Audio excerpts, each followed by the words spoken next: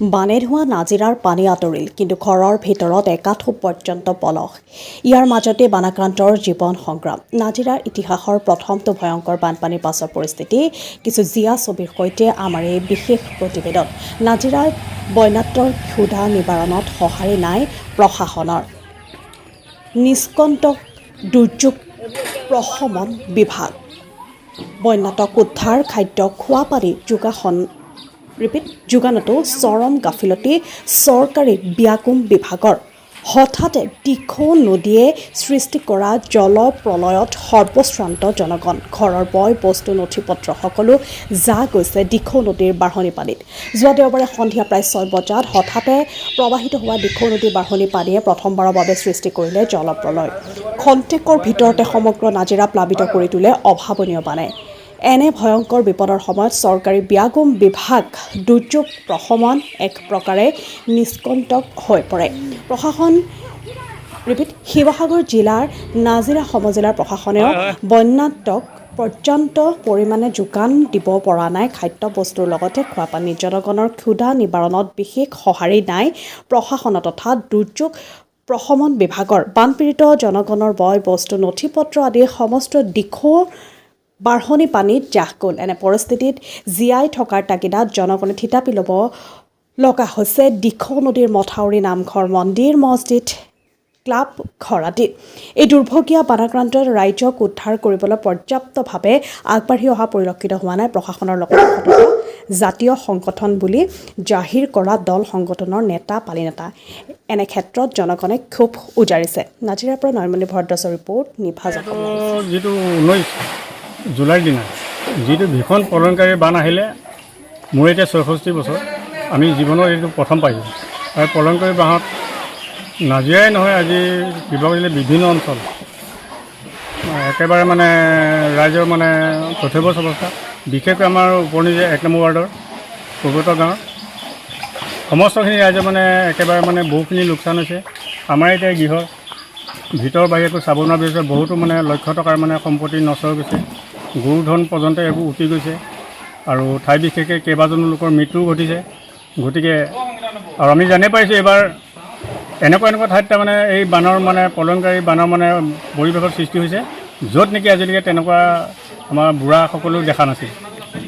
এতিয়া চৰকাৰী দুৰ্যোগ প্ৰশমন বিভাগৰ পৰা যিটো কি পাইছে আপোনাৰ? আমি মানে যিটো বান নিয়ন্ত্ৰণৰ সংক্ৰান্তত আমি আগত দেখিছিলোঁ যে প্ৰায় মানে ধৰক ৰাস্তাত END বিভাগে মানে বস্তা দি মেলি অন্ততঃ বানটো কমজোৰ কৰিবৰ কাৰণে চেষ্টা কৰিছিল। কিন্তু এইবাৰ আমি দেখিছোঁ কোনো ধৰণৰ আমি তেনেকুৱা ধৰণৰ সুবিধা নাই পোৱা।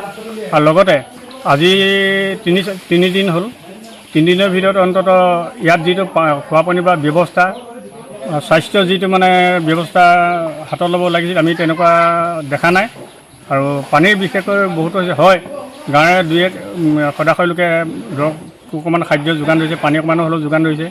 আজি হঠাৎ আমি গম পাইছোঁ এই চৰকাৰী পক্ষৰ পৰা অন্ততঃ আমাৰ উপনজীয়া LP স্কুলখনতেই এখন ত্ৰিপাল, চাউল আৰু মানে দাইল কিবা এটা দিয়াৰ ব্যৱস্থা কৰিছে।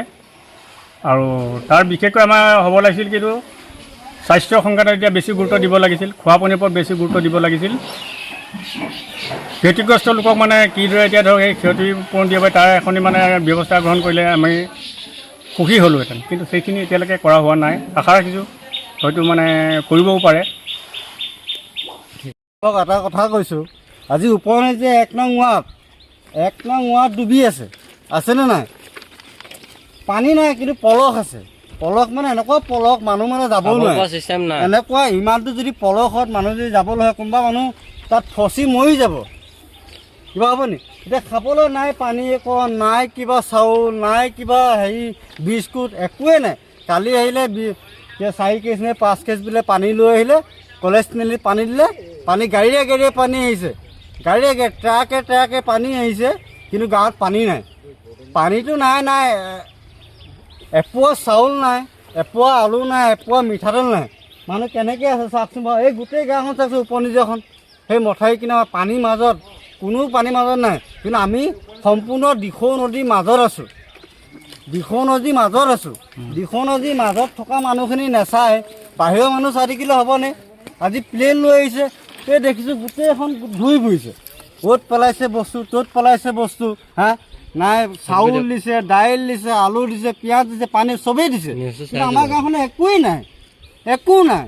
নিজৰ মতে নিজে ইনকাম কৰি নিজে চলি খাই আছোঁ। হা আজি ক'ৰবাত মাছ এটা ধৰিছোঁ, বিকিছোঁ, ৰাইজে কিনিছে, সেই ৰাইজৰ পইচা আমি চলি খাই আছোঁ। আছোঁ নে নাই? ইয়াত নাই কিবা পানী অকণ, পানী গাড়ী এখন আছে, নাই পানী কিবা আছে, একোৱেই নাই। হা মানুহ ইমানটোতো পলসৰ মানুহ থাকিব পাৰে নি বাৰু? কি কৰিব? নে পানী অকণ, টিউবৱেল হেৰি চব ডুবি গ'ল, পুখুৰী চুখুৰী চব ডুবি গ'ল। কি ক'ৰপৰা খাব পানী? হা ৱাৰ্ড মেম্বাৰ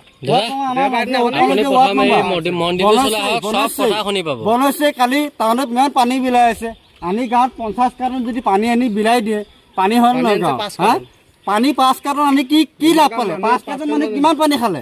হা 1000 2000 3000 মানুহ আছে নাই? 3000 4000 মানুহ আছে যেতিয়া এই গাঁওখনত। হা ইলাৰ পৰা পুগলৰ মানে বাচ্চাৰ পৰা ল'ৰাৰ পৰা মাইকীলে চবেই আছে নাই? কোনো পানী অকণ খাব পৰা নাই, কোনো কিবা নিজৰ যোগাৰ কোনো প্ৰশাসন চশাসন কোনোৱে নাই, একোৱে নাই। সেই এটা গৰু এটা ধৰিলে, গৰু উপঙি আহিছে, গৰু ধৰিছে, ধৰি চাইডত ৰাখি দিছে, সেইটো গৰু আজি মৰি গ'ল। হা গৰু এটা পানী অকণ খাবলৈ মৰি গ'ল। এতিয়া কি কৰিম কওক? আমি ক'ত থাকিম? কি কৰিম? হা ক'ৰ পৰা দিম?